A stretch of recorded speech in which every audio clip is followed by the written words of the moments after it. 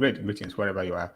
In phylogenetic analysis, sometimes you just plot a very big tree and you might not just be interested in the entire tree. You just want a small part of it and then you are good to go.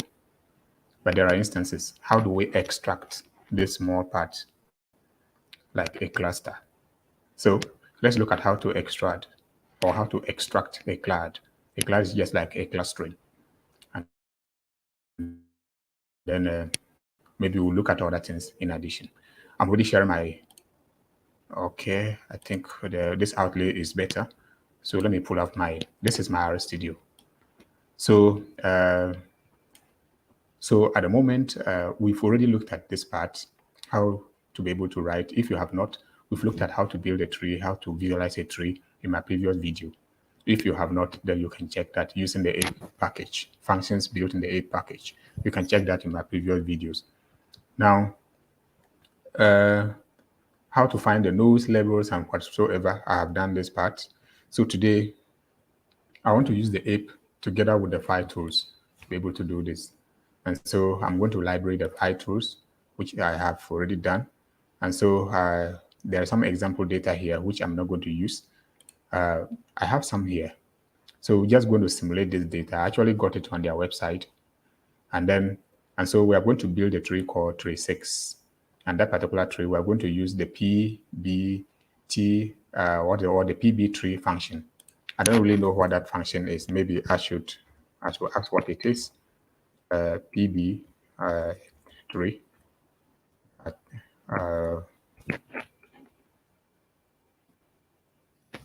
All right, so immediately you do this, you are able to find out what the function is all about. This function simulates it simulates stochastic birth depth trees. Yeah, it is used in stimulating. So you can actually you can read a little more about the function around here. All I want you to see, if you see a function like this, and then you want to know what that function can do, or you want to know the definition of the function, you just put a question mark and then you write the function. Then it will simply print out. To give you an example of how to use the functions, so that's usage here. Almost all programming languages, they always have a usage of any function at all that they want to. And so you can see I have b is equals to 1, d is equals to 0, and then null, t, this, and then whatsoever. So when we come here, we can look at what is the definition of b. This is b means birth rate or speciation rate. Speciation is like what the evolution of species when they get to some get to a specialized characteristics. When species evolve to a specialized characteristics, we call it speciation. So the rate for type, so when we're talking about birth rate or speciation rate for type, like continuous, the probability of probability of speciating per time step for type, let's say discrete, and then the D also stands for death rate or extinction. Sometimes when we are looking at a gene, at what point did the gene go on extinction?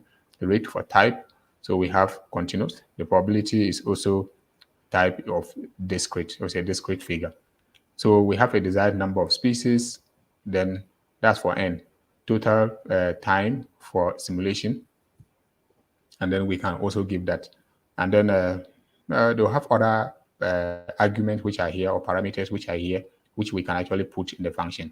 So when you have the function here like this, here it means we are talking of birth rate or speciation rate. Here we are looking at death rate or the rate at which the species may go on extinction. And we are looking at total number here. And T here, they say it is the total time for simulation. And then the scale is null. The scale, if set, maybe rescale tree to have a total or a total length of, so we can actually give it the scale. The nsim is the number of simulated trees to return.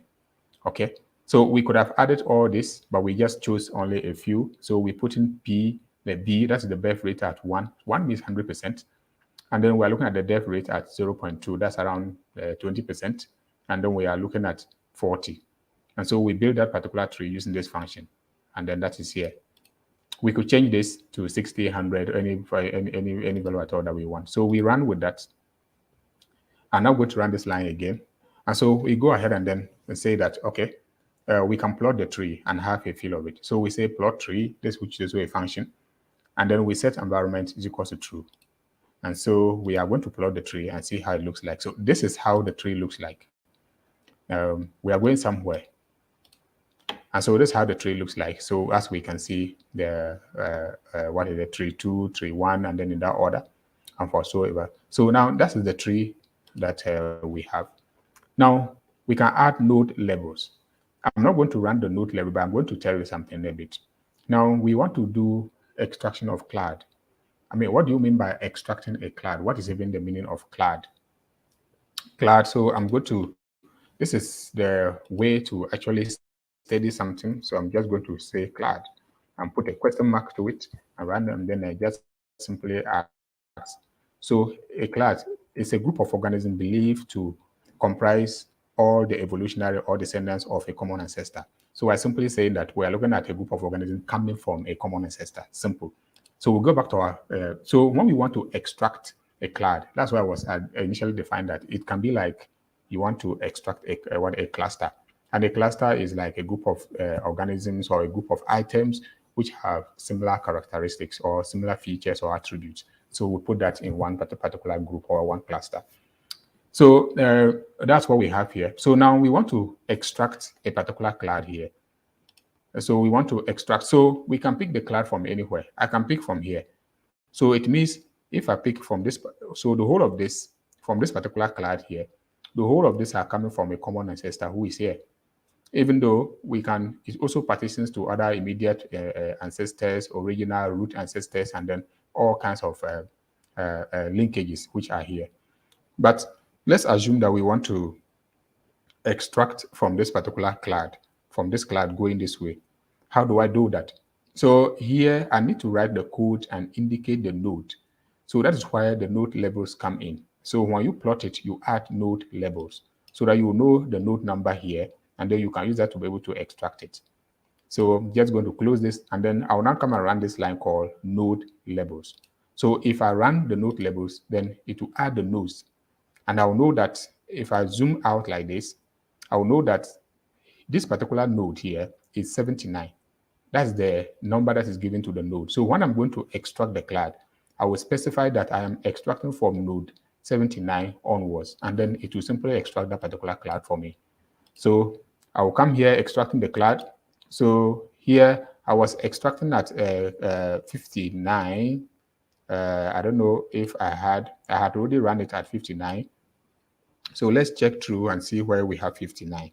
So 59 was here. So we extracted from here. This time around, let's extract at node 79 and see what will happen. So I'm going to change this to 79. And so what are we doing? We are saying that extract.clade, which is a function found within the phyto package, or also found under the 8 package. So, and we are extracting it from where? Tree 6. You remember, tree 6 is what we have plotted this graph from. So we are extracting it from tree 6. So it goes into the tree 6 and look for node 79, extract it. And so when we do that, it extracted it. But how do we then have a clear view? Or I've run a different thing. We come here. Let's try and see if we can extract it. It has been extracted. So, but it extracted to this particular variable called tree under 59 underscore 59. So we plot that tree and look at how it looks like. And so you can see that this particular tree, it extracted from that particular point, from the 79, giving us all this. Now to verify, if we want to find out whether it actually extracted from that particular point, let's count the leaves.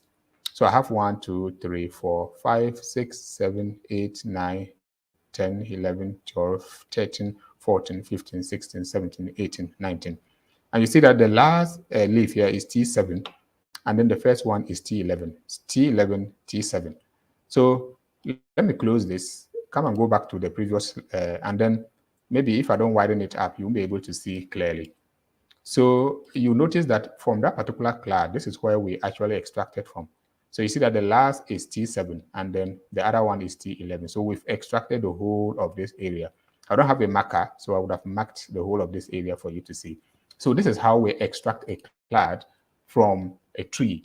You simply just plot the tree, you add your node, your node level, so you can know from which particular node you are extracting, and then your tree is being extracted. maybe we could do quite a number of them. Let's assume that I want to, let me add the node once, or what is the node once more. And then, so here we've added the nodes, but this time around, it did not add all the nodes. You know why? Because we've run a different tree, and that is why.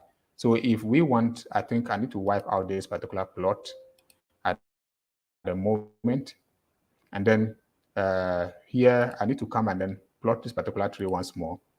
Yeah, this was the original tree, and then we added this node, and so node 79 is here. Now, if we want to say we want to extract node 80, then we could have gone ahead a bit, and so we are extracting from,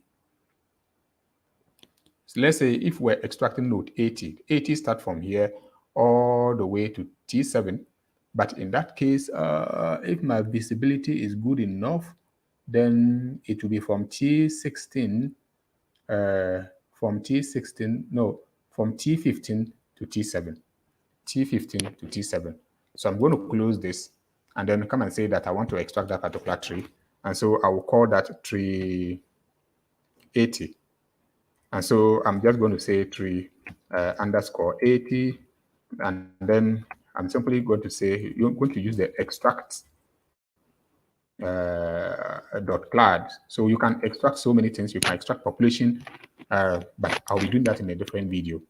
And so from where? From which particular tree? Tree 6. I'm extracting it from tree 6.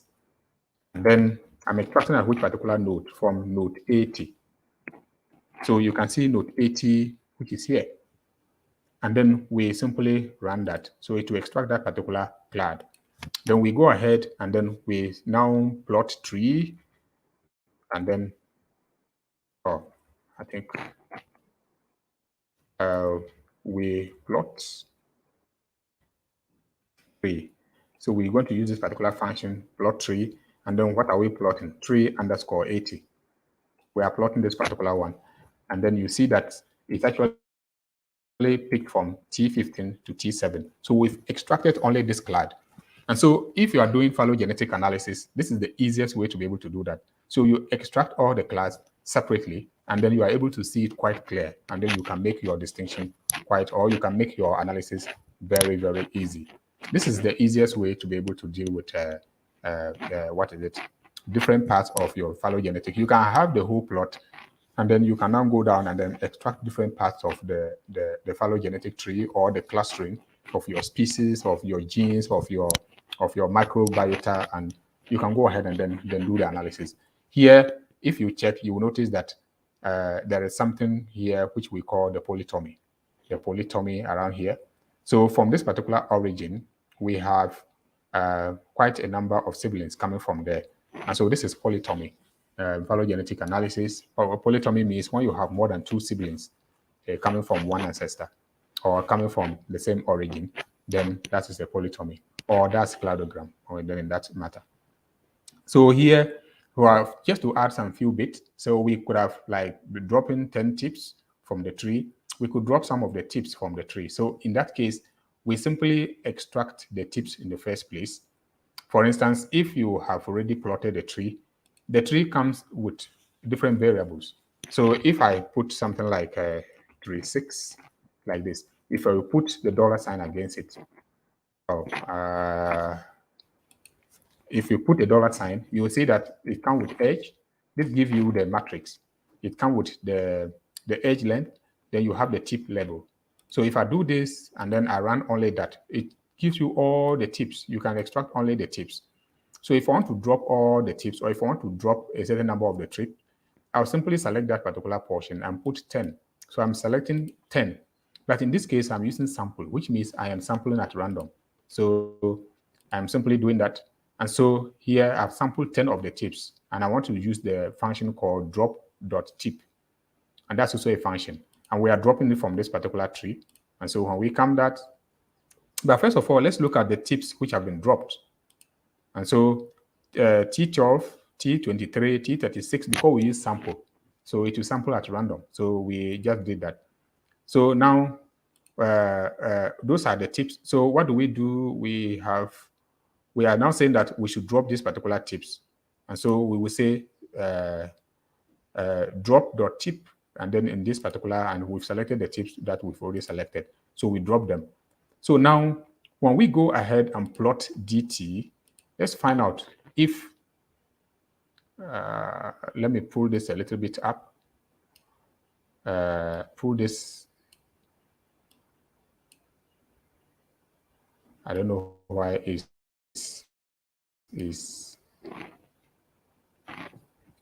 so if you check, you will notice that T12 and co are not found within the tips that we have here.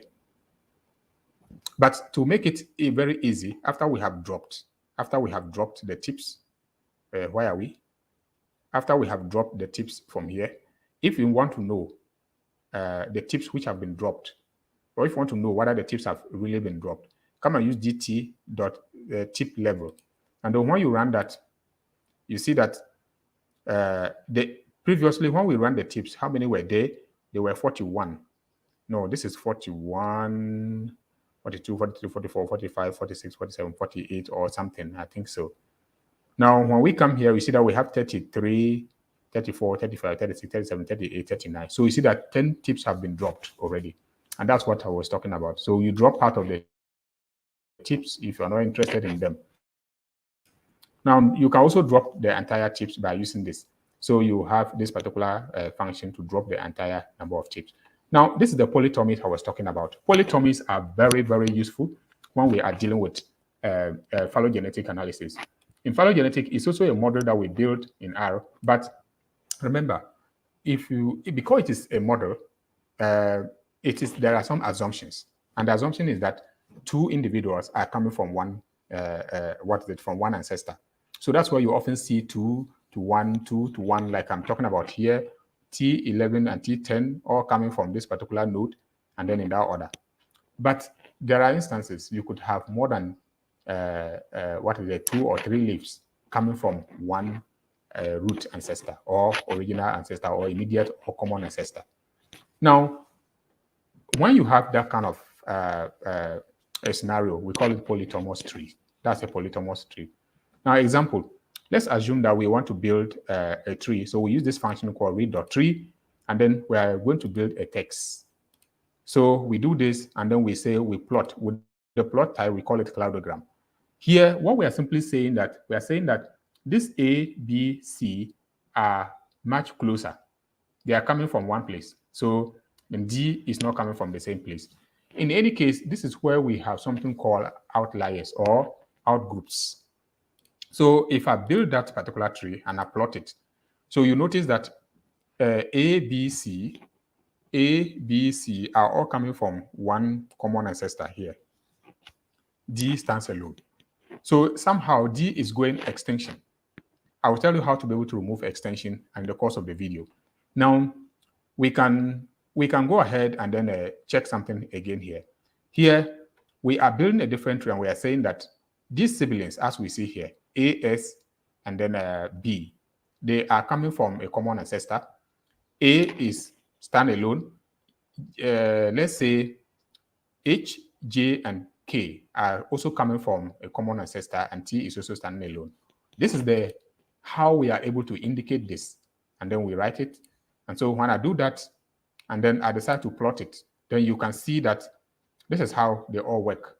So what we are saying in essence is that all of them have a same root ancestor, but these three are coming somewhere. They are somewhere connected to one ancestor here, and then A stands alone. A is an outgroup, T is an outgroup, all coming from. So this is like when a particular, if you were tracking a gene, you notice that this particular gene did not evolve, or this particular gene, A or T, they've gone on extinction, or they've stood out outgroups and they did not evolve. And so this is what happens. So this is how to be able to indicate it. Let me put it in a real life situation. So let's say we have tribes, and then we are saying that Dut, Kwanla, Tanjong, these people are related. They are Bimowes. Awini, Azuri, Ladi, they are Fafres, they are related. Kitoyo is, someone from East Africa. Femi, someone from Nigeria. Then you have Jedua, Jima, and then let's say Shabarara, or Jedua and Jima. It means these two individuals are also related. So when we are building a tree using your own text information, if you already have a prior information as to their relatedness or how close they are, then this is how you are able to do it. Then you say read.this. So I'm going to run that, and then you see how it looks like. So if I plot it, you will see that those that are, so if I zoom this out, so you can see that all of them are Africans. They are coming from a root ancestor here. But Shabarara, obviously a South African, did not cluster together with Jima and Jedwa, who are Gonjes. Kiteyo, who is, let's say, from East Africa, Kenyan, did not cluster with any of them. It stood out that they are all Africans. So you have Ladi, Azure, Awini, who are far fresh, so they are quite closer. And then Femi from Nigeria is also standing alone. And of course, Tanjo Nkwala and Luda Abimobe are also coming from the same cluster. This is how we build something we call, polytomous trees.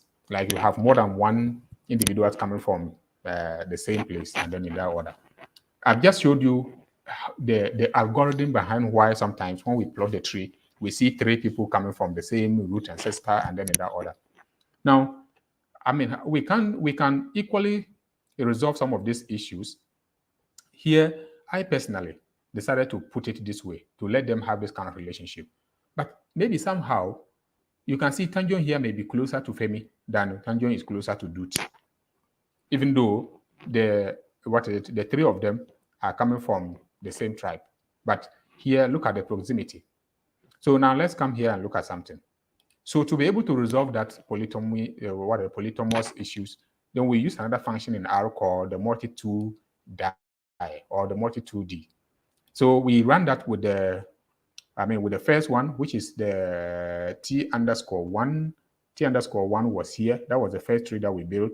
And let's look at how it looks like.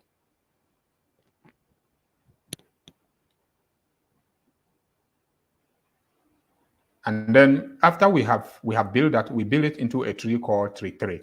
Then we can plot the tree 3 and select cladogram and see how it's going to look like. And so you can now see that we are trying to resolve it. This time around, they won't look like the previous one. Now they are all coming individually. So here, it means that from the same ancestry, but somehow B evolved before C, and then A was the last to evolve from that particular lineage. And then D did not evolve, and then in the same order. The previous one, you see that all of them were coming. So here, we use the multi-die to be able to resolve that. We could have plotted the T3, and then to also look at how that looks like, and then the same way. So we have, and then we plot the tribe 2.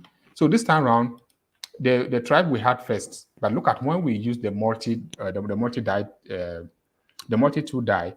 So you can see the clustering here is practically the same, but this time around we can see how the ancestry start from. We can actually root it from here, the original, or the root is from here, going all the way down up to this particular place. And then this particular tree is a little bit different. So when you are plotting, if you are looking for a way to resolve polytomous, so sometimes you could use this function called the multi-2 die, and then you are able to resolve that. There are some things we call rotating of a tree. So let's say there's this particular tree we built earlier. So let's see, we want to rotate it. And then the rotating simply means that this part, the top part of the tree will come down and the down part will go up. That's how we rotate a tree. It's not any big deal. But we can also rotate the tree at a specific portion. We can rotate the tree at a specific node. Now, this is the tree we had built earlier. I think is on top here. This is the tree that we had built with 20 nodes. As we can see, the 20 nodes are here. So now when we come here, and then we decided to rotate it. Where am I? I don't know if okay. So we decided to rotate the tree. If we had done just plots, I don't know, this function, and then we just put tree there, try to plot it. It takes time to build a tree. So this is how it would have looked like. When we rotated it, then this is how it looks like. Now, so look at how it worked. Then when we rotate it, this is how it looks like. Now, you can also rotate the tree at a specific place. So you use the function called rotate nodes. And then you specify the tree, and then on which particular node, node 50. Let's first of all find out whether we actually have node 50 on the tree. If we don't have, then let me try node 30. I can see that. So we are rotating the tree from here, from this particular portion. And then let's see, run that and plot this again. And so you see, it's going to rotate from only that particular part. Now look at something. This side remains intact. From here, it remains intact, but it's the 30 from here which is rotated. If I move here, you see that only that side changes. This side did not change. T17 remain T17 to T7, it still remains. Let's go back and you see something. So it's T17 to T7. Here we have T8 to T6. Now, when I rotated it, you notice that we now have the T17 and T7 remain intact, but we now have T12 all the way to T2. The numbering will change, and that's what we mean by rotating. You rotate the tree just like the work, but it doesn't change the interpretation of the tree. It doesn't change anything. It's just a way of format. Sometimes the way you want to fit it in your report, and then the nature of the tree, you might want to rotate it in order to have a clearer graphical view of it. That is it. It doesn't really make any changes with the interpretation. Now we can also rotate the entire tree, and in that case we say rotate nodes. And we rotate the node, and then we can select the tree, and then we rotate all. So we can actually also reroute the tree. So for instance, you were having your tree at a particular portion, you see, and then you decided to reroute the tree at what is saying that, okay, I now want the root to start from this particular node. That's where you select this, and then in that order. So we also have this creates trifurcation. Trifurcation is like having 3 siblings or 3 leaves coming from one node or coming from a common ancestor. And so that's what we call the trifurcation. Trifurcation. It's not, we've already seen that, but that's one where we use the cladogram. So I have here the tree here, and I'm saying that at, I'm rerouting the tree at position 62, and then the position is 0.5 and the tree.h. Then follow this. I think, let me pull this. You can pause the video and look at how the whole is looking like. This is now a vector. You are selecting column 2, and then in that order. And so when we build that,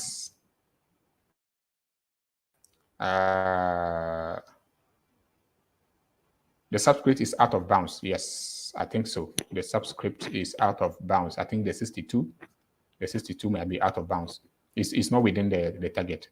Maybe I should choose redo the tree at 30, maybe something like that. Then come here and then say maybe 30, then write that again and see. So that works properly, you see. So we can now plot it, and then we see. So we have rerouted from 30. When we zoom this out, we've rerouted from 30, and then in that order. Then you see that the tree is a little bit different from the previous one. Now we can compare trees. This is nothing. So we use the one that we rotated all of them, and then we compare it. If they are the same, then it will simply say true. So we compare 3, and then to this particular tree, there are 2 trees. So you just say all dot equal. Then you use this all dot equal this tree and that tree, all dot equal this and then that, and then in that order. So multiple trees, we can simulate some data here, and then so we are using this particular, the same function we had used earlier, and this time around we are adding the NSIM. You remember the definition of the NSIM, and then the scale, we are putting it at 3. So the scale would tell us the number of trees that we are looking for. Then we print that. So we are not interested in the tree, we just plot it. And so here we are dealing with 3 trees. Because of that, because we are dealing with 3 trees, let me remind you of something.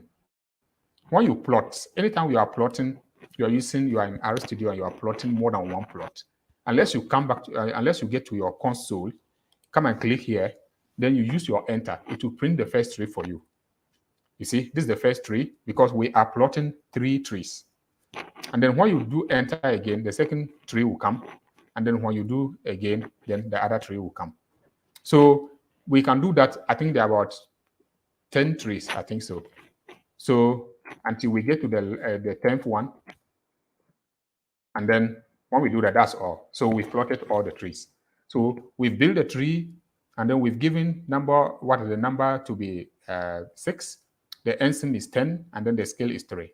I've already shown you the definition of how to be able to get this. If you want to know the definition, if you just join, put a question mark to this particular function, PB3, and then it will give you a definition of all the arguments, all the arguments there.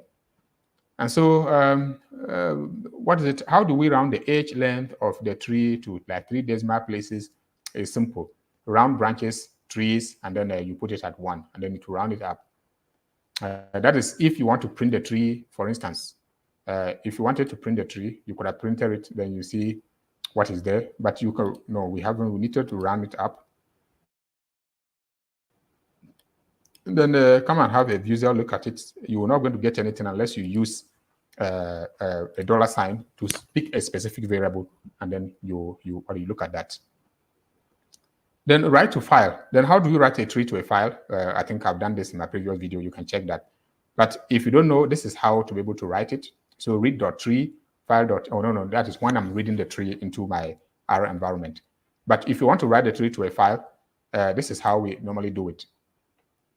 And here, I'm going to, there's a tree I've already read into my R environment. And I've already plotted, I generated that tree using some bioinformatic tools. And then I simply brought the tree here, and I decided to plot it. And so this is how the tree was looking like. It was really, really so bad. So I had to use ggplot to be able to plot the tree for us to have a clear. So this one, it was too bad. The image was too bad. And so I decided to use ggplot so I used gg3. So I don't know either if my ggplot is still active. Okay, gg3 is active. So gg3 comes under ggplot. And so I put the tree there, the layout, I wanted a rectangular format. I added the tips, and then I added the node size, the node labels with size. So decided to found more than one class philo in Kachi using the first random.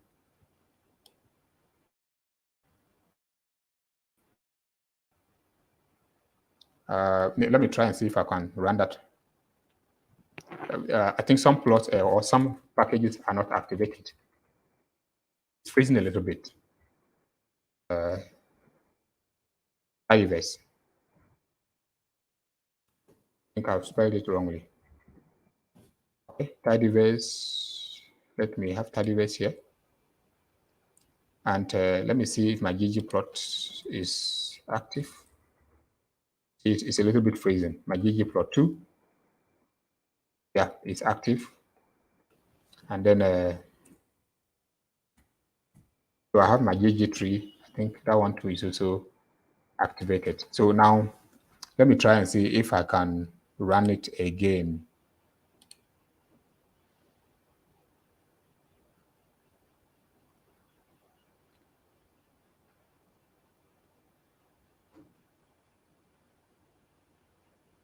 Okay, so what I will do is I will simply get the tree. I would simply get the tree because I ran this particular line into but no, I think so that plot all right, but when I run the ggplot, yep, yeah, so that should come. So imagine this kind of tree. So you see that it's very difficult to be able to have a visual impression of it. You see, maybe I have to reduce the font size of each of them, the note, and then whatsoever.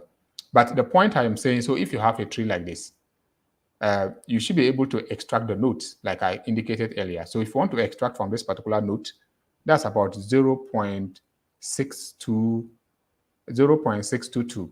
So you indicate the note label, which is 0.622 here, and then it will be able to extract the upper part of the tree for you. Then you also come here, and then of course, how do you extract the whole of these parts?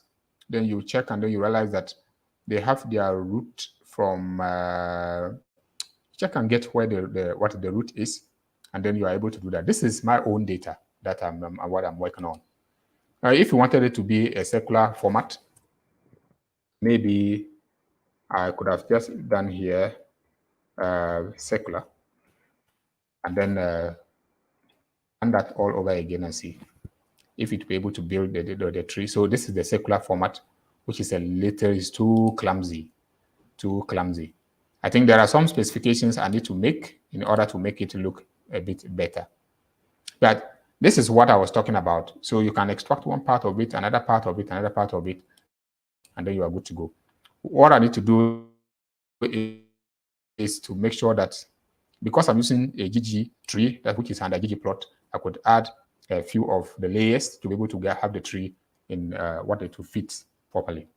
So I could have also done the extraction from here and then in that order, but the video is quite becoming long now. I need to stop here, add colors and whatsoever. So this will be it about the ape package. The next time I'll be looking at a different package, and I'm on a series of looking at different packages in R. And so I'm just scrolling for you to look at the various codes which are there for you to be able to use, and then in that order. And so I'll leave it here, and thanks for being around.